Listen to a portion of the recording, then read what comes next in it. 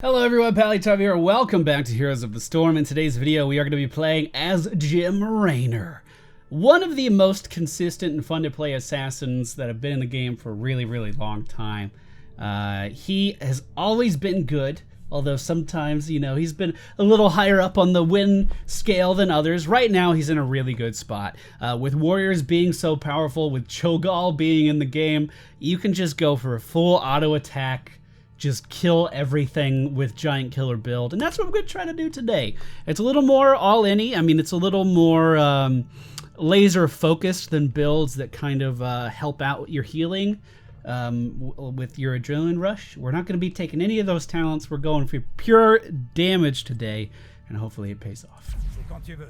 All right, ladies and gentlemen, we find ourselves in the Tomb of the Spider Queen. The friendly team, Murky, Lily, Raynor, Uther, and Leorg. Very good team. They should be able to carry me to victory here. The enemy team, Murd and Jaina, Lieutenant Morales, Kerrigan, and Falstad. So, while we have more of a well-rounded team with a couple healers, good crowd control coming out of Murky and Leorg being our front line, the enemy team is a bit more offensive. Kerrigan's going to be able to jump on me pretty hard.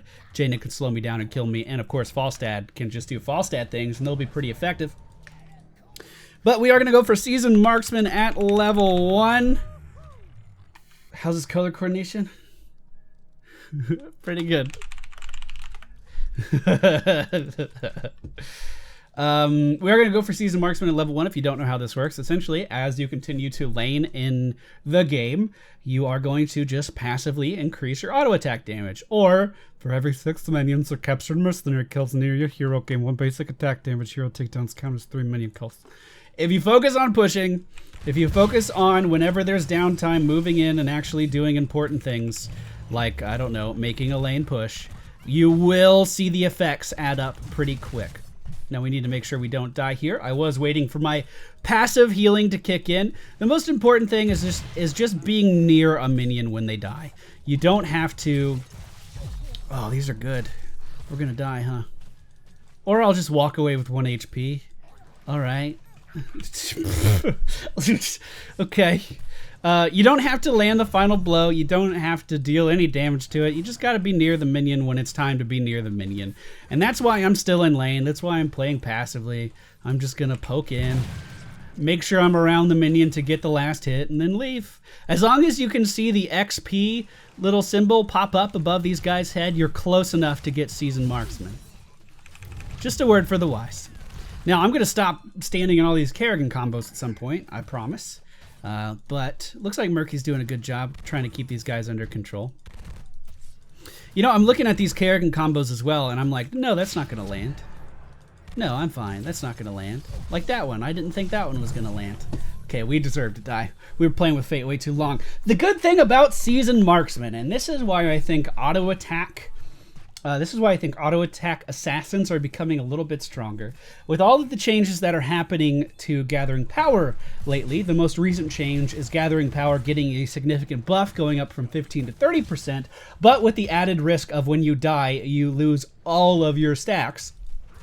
Essentially, that means that characters who can ramp up over the course of the game, like a Raynor, for instance, who can just start out with nothing with Seasoned Marksman and then just passively ramp up as the game continues without any threat. I mean, if I die, it's not a big deal. We just die. It's like the same as any other character. We don't lose all of this power that we were working on building.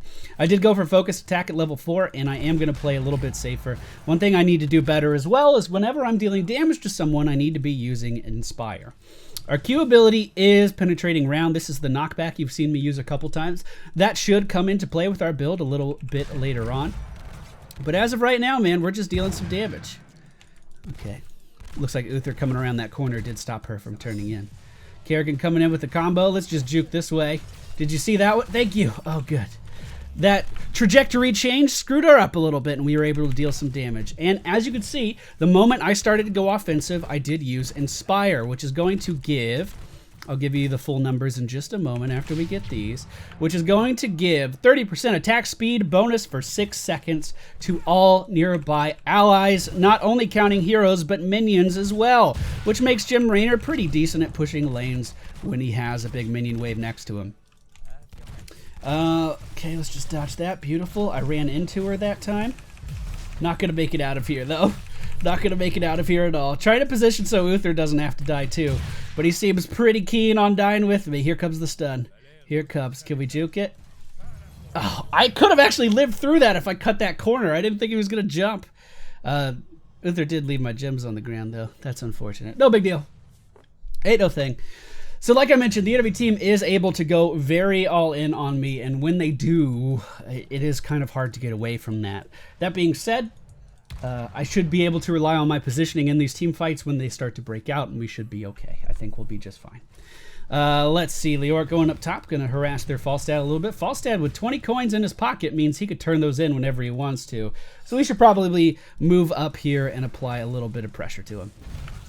That's all. Make him know who's in charge. Unfortunately, middle lane not being soaked at all right now, so we have to return to that.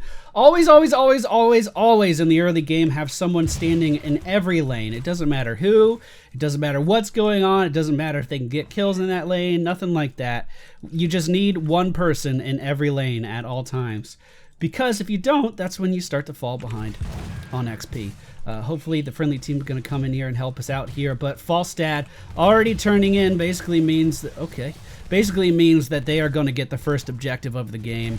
And I'm just going to do some pot shots into their Kerrigan as she's trying to run away from me. We are going to use our Inspire. We did buff that so that it gives us auto attack, or excuse me, that it gives us a movement speed increase whenever we use it on nearby heroes as well. So a little bit of a mobility increase at the same time.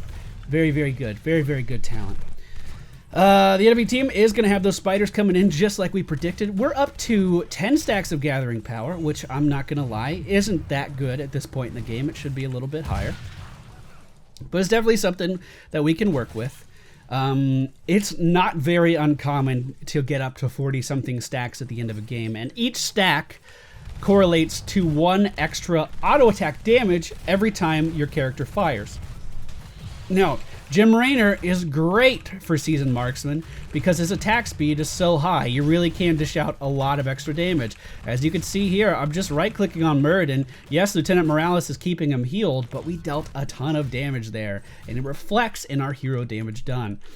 Throughout the course of the game, if you do get this up to 40 stacks of Seasoned Marksman, that means each and every auto attack you're going to be doing is hitting for 40 extra damage. And you could just see how fast I'm firing. That is a ton of extra damage in a very short amount of time. So it really is worth the extra time of just sitting in a lane and trying to accumulate these stacks. That was a great cue, Pally Time. You really nailed it there. As long as Kerrigan doesn't engage in one of these, I'm feeling pretty safe in most of these trades. We can't come in here and poke at Falstad, but not going to be able to chase him down and kill him with that Morales right there. Seems like my my right clicks weren't fucking registering there for a moment. We're just going to up our attack speed, reposition now that they noticed I was there. Hi, Kerrigan. Hello. Hope you're doing well. Man, everyone's partying in the mid lane. We're just going to continue to increase everyone's attack speed all around us all the time. We'll knock these guys back. I should be able to get out of this, and we're going to rejoin them in the middle here. Beautiful. With 2 healers on our team, I should be able to play very aggressively, and I've been trying to. The enemy team has hit level 10, though, so we're going to try to disengage with our Q and keep everyone alive here. Muradin just jumping straight into towers. We're going to be hitting him pretty hard. Not going to be able to pick up the damage or pick up the kill, but someone else does on our team. Okay, just poking at these guys. Not going to overcommit to this. When they get close enough for me to hit, I'm going to hit. Other than that, we're going to stay under the towers. We do have our ultimates now. I am not a fan of Hyperion at all. I'm always an advocate for Banshees. I feel like Banshees are very underutilized, and you really can get a lot out of them. That being said, Banshees are not as good as they were back in the day. So, you know, keep that in mind. We do see Kerrigan up there for the enemy team. So we do need to be a little worried. I did call in the Banshees here on Jaina.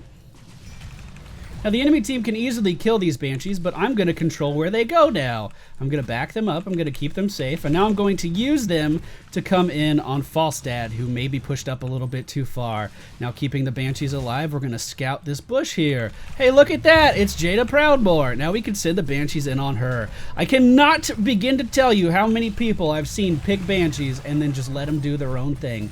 They are easy to set and forget, but really to get the most out of them, you need to be controlling them. You need to be telling them where to go, because your input should be better than an AI's input. You know what I'm saying? You know what I'm saying? All right, so we're doing some good damage here. We're pushing back the enemy team. I know this map is all about siege, and some people are going to be pretty offended that I didn't go for Hyperion here. Just poking away at Jaina. I don't even know why I can see her there. We're going to just constantly throughout these team fights be making sure that our W does not ever come off of cooldown. The second it's ready to use again, we're going to be pressing it again. And throughout the whole course of the game, this is going to be what really increases our team's overall damage output. It's not just Raynor's damage output, it's everyone that Jim Raynor's around, including minion waves. Your pushing potential goes through the roof with this. It really is your most important ability. I've only been using my Q to peel for me. I am not an advocate for adding the Q to your rotation. Yes, you can do more damage with it, but I'm building for pure right clicks. So the way I'm going to deal damage is by just clicking on the person I'm trying to kill, not by pushing them further away with my Q and hoping for the best. So please keep that in mind. There is a reason I'm not using my Q a lot. It's so I can continue to right click on them. We are going to turn in a lot of butts here. Apparently, Leoric was body blocking me from turning in, and I didn't turn in any of mine.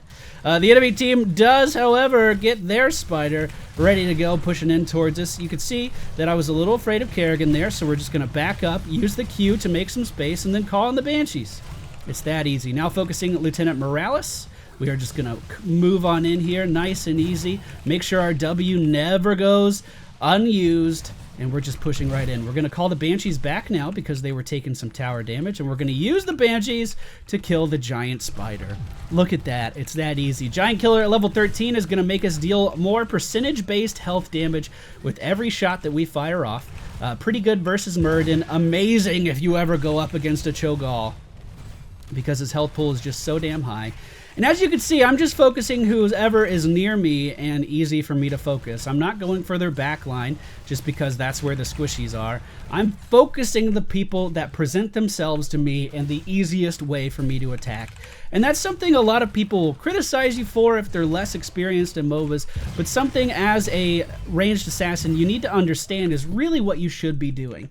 If you want to deal damage to the enemy team, you have to be alive. If you're constantly diving in trying to kill their Jaina just because she does the most damage and you're dying for it, then you're not really helping your team out in any meaningful way whatsoever. Looks like Kerrigan is here in the smoke. Falstad was pushing really hard with that spider. It did get all the way to our tier 2 defenses. It did get all the way to our keep. So that's a bit of a big deal. We are just now getting up to... Oh, my bad, bro. I wasn't paying attention at all.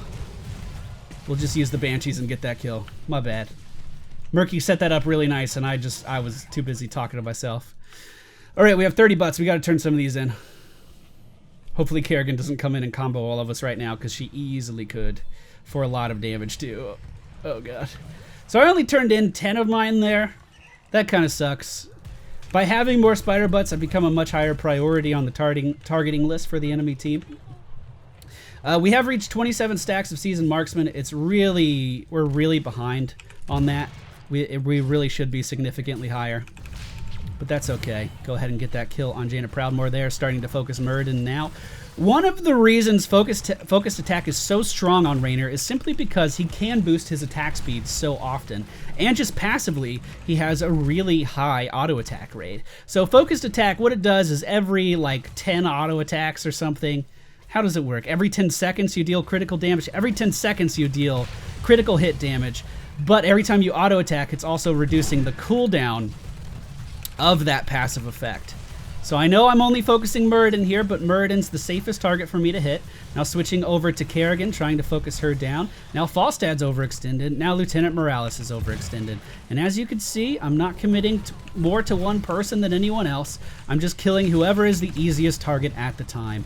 This time Muradin taking a lot of damage here, switching the Banshees over to Falstad, trying to deter him from moving in. Now calling my Banshee back so it doesn't die to the tower. Buffing the friendly team's movement speed and attack speed, and we're just going to keep kiting away. We're playing really well, actually. Going to run into Kerrigan here so her combo misses. and then we're going to try to boost out of here. We do have our Q off cooldown in just a moment. Actually, Murden overextending. We can just kill him. Beautiful. Very nicely done by the friendly team. Moving down to help me, and I reacted perfectly to that Kerrigan engage. Now, at this level range, I do often go for the penetrating round. Does more... No.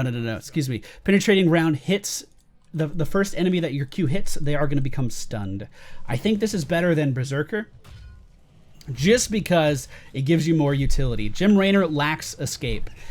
Yes, he can do a ton of damage under the right circumstances, and you're seeing that a little bit here, but if he gets hard engaged on, it's very hard for him to get out of there. And this talent just increases your overall survivability, really makes you a little bit more well-rounded, rather than a laser-focused character like Nova, for instance, who is just there to get kills. Now I can provide buffs for the whole team, I can provide damage to the enemy team, and I can also provide a little bit of crowd control as well, which I think is really important in rounding out this character, and it's definitely my go-to talent. The enemy team moving in pretty hard here. We are going to go in on Morales, at least put the Banshees on her, start to get her afraid of engaging here. I did disengage pretty hard from the enemy team, and as you can see, they have separated now. Muradin in my grasp, should die pretty quick.